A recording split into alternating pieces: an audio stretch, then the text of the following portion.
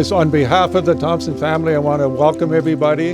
Having an outdoor AED here on the farm, campground and maple business gives us a real peace of mind, knowing that someone with needs will always be here for them.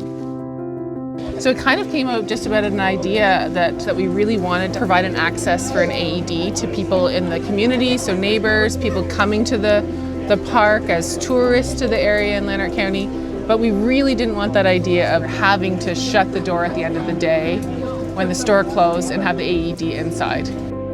Every year, the Lanark Federation of Agriculture is offered funding from the Ontario Federation of Agriculture.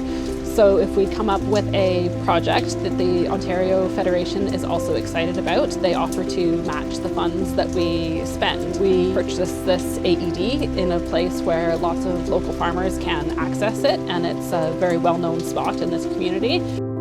I just think it's wonderful. It's a great program, and I hope that everyone locally will come out and start using it, and hope to see more of them throughout rural communities across Ontario.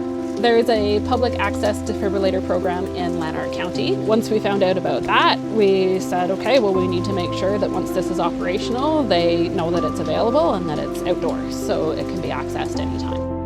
This new public access defib is much more than just a piece of equipment. It's a symbol of the community coming together and neighbors saving neighbors. Having access to an AED and people who are willing to use it can mean the difference between life and death, especially in rural communities where response times can sometimes be challenging. So having an installation like this really strengthens our chain of survival.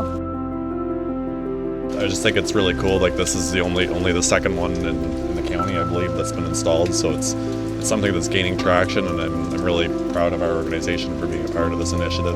Just a big thank you. Yeah, it's a huge thank you to the Lanark Federation of Agriculture. It's been really amazing to see the community come together and know that there's a really big interest in the next steps. People are starting to ask, okay, what can we do